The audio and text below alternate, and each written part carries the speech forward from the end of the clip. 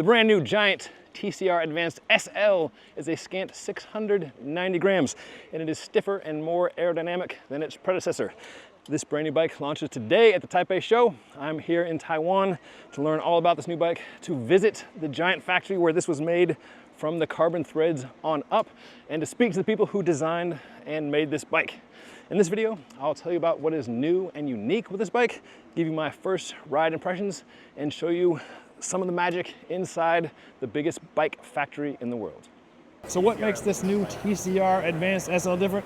Well, Giant has a story that very, very few in the world can tell, in that they start with the thread. Before we dive into the numbers, the facts, and the figures, let's just address the size of Giant, which is indeed correctly titled.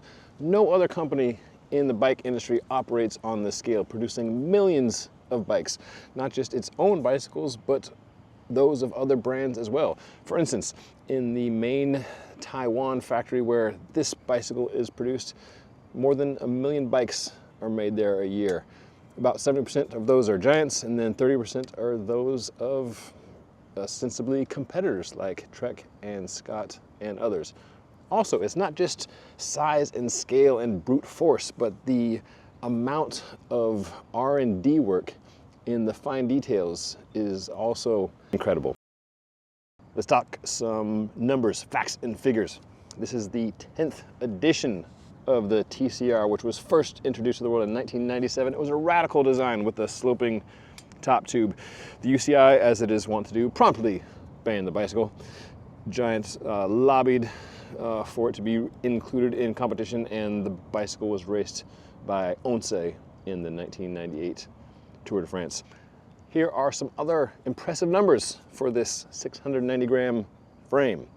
270, that is the number of pieces of carbon fiber that go into this bicycle. That's actually a reduction on the number of pieces in the previous edition. Part of that was due to refined techniques, including a new cold cutting for the carbon. That's something that we were shown in the factory, but I can't show you on video because Giant is protecting this process.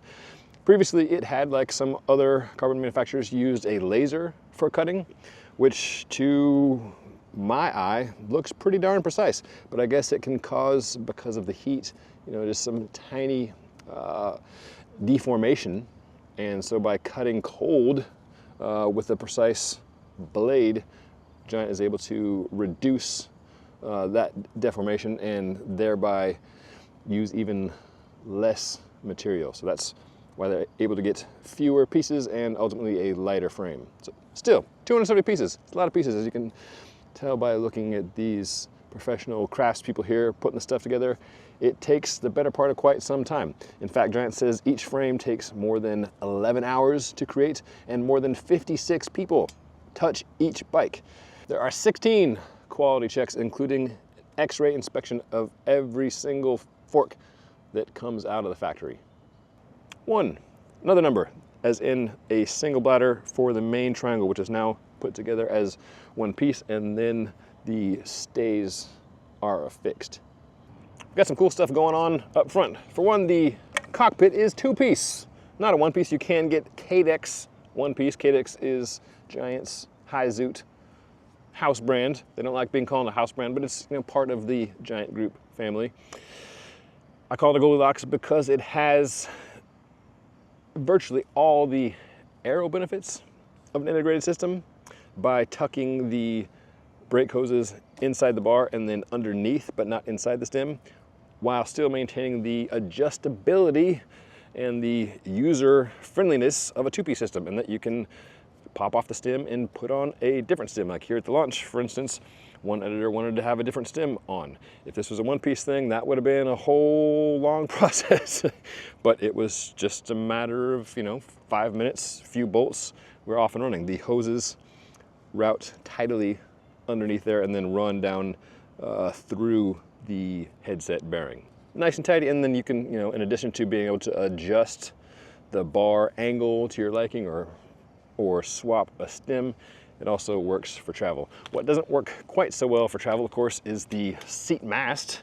While this looks slick and has some aero benefits and certainly can reduce the overall package weight. This guy does not come off. This is the top-end SL0 model. The Advanced Pro and the Advanced models do have a normal seat post, so that makes it a bit easier for travel. Let's talk drag numbers. Up front, Giant says the new front end, tidy and svelte, saves 2.28 watts. Giant measures at 40K an hour in the one tunnel at -20 to +20 yaw.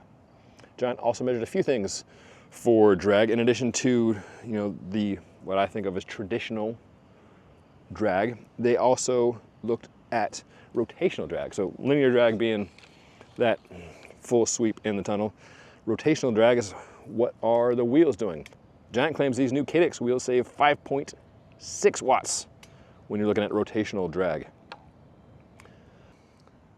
New Cadex wheels, Max 40s, have a wild design. So there's the bladed flat carbon spokes, which are 6 widths of this carbon strand that you see running through this massive machine.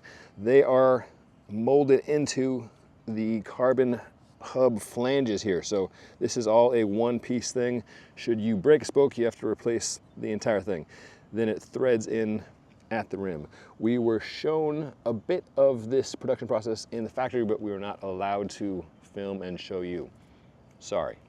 Also in the spinning department, new rubber. Cadex tires made by Maxxis. The old ones were not the world's fastest, so they were able to make some bigger jumps, getting a claimed 6.6 watts improvement on the tire. So they're claiming a total 12.2 for the whole new system to the old system, looking at linear drag, rotational drag, and then rolling resistance. That's a big number. There are some tiny numbers though. Talking about marginal gains. The stiffness, you ready for this giant number? 0.53%. So while 0.53% is a wee little number, it's a rounding error. Giant will say, well, let's look at the stiffness to weight, and that did increase a bit more since the overall weight went way down. So that, Giant claims, is a 3.4% increase over the last one. Okay, a few more numbers and then we'll talk about ride impressions, what I like, what I could perhaps ask for improvement upon. Tires, 33 millimeters of clearance. They come with 28 millimeter tubeless. Yes, the rims are hookless, and yes, Giant absolutely stands behind its hookless design, or Cadex, I should say, stands behind its tubeless design. The company tests thoroughly. It's not just throwing a design out there willy-nilly and hoping for the best. It absolutely stands behind its design and all the tires it tests that it approves for use with these wheels. And lastly, dollar bills, y'all, or euros, or pounds, whatever your currency is. Of those three, the tippity top end, the Advanced SL0 with Shimano Dura-Ace Di2, and the new Cadex Max 40s, $12,500, and then steps down from there. That's 12,300 euros and 12,000 pounds even. There are multiple models for each frame.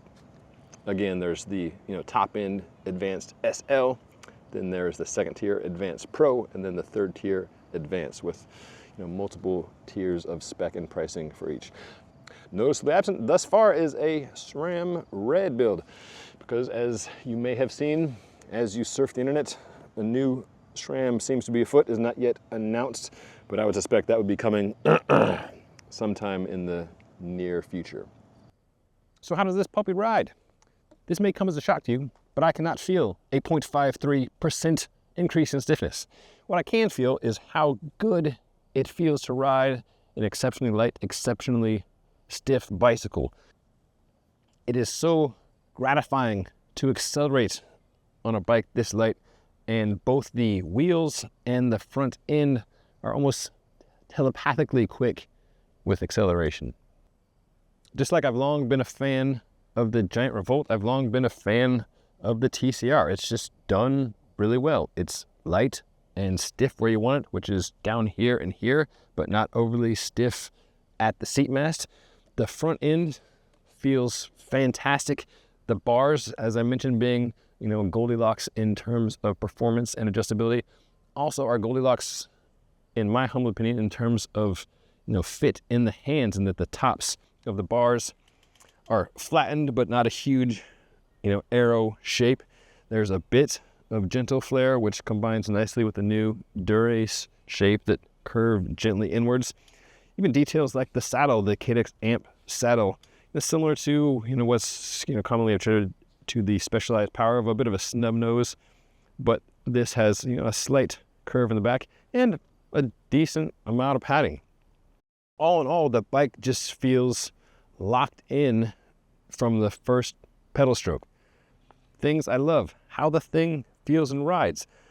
Honestly, there's not anything that I could point to that I'd want different in terms of fit or feel.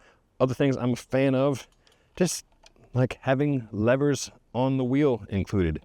I mean, yes, you can pop them off, but it's handy to just have a simple lever on there should you need to swap the wheel. Things that I could gripe about, color's not necessarily my favorite. You guys know me, of course, I just want everything to be blue or black, but preferably blue. The other thing,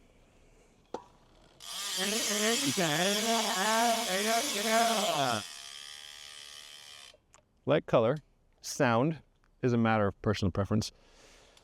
I feel the KDX hubs are unnecessarily loud. That's a minor gripe, but that is a nit I could pick if I were asked to pick nits. Other nits others have picked, it's great to have a power meter. I feel like a bicycle at this price absolutely should come with a power meter. Old Shane Miller, GP Llama, will tell you that the Shimano meter is not yet the gold standard, but I think it's great to have a power meter in the left-right that's built in aesthetically to the Shimano group. Makes me happy. This probably sounds pretty gushy, and it is. I'm impressed. Giant is an impressive company, and this is an impressive bike. Two things deserve more time. The factory tour is a video of its own that will be coming soon.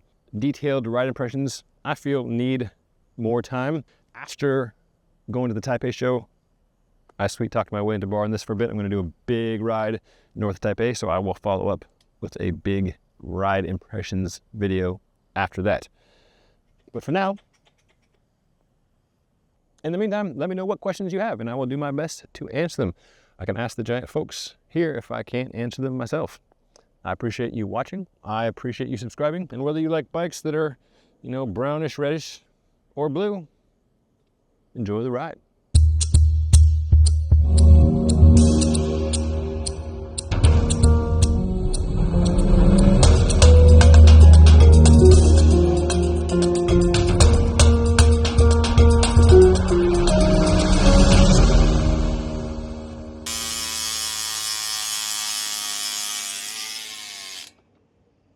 So loud, so loud.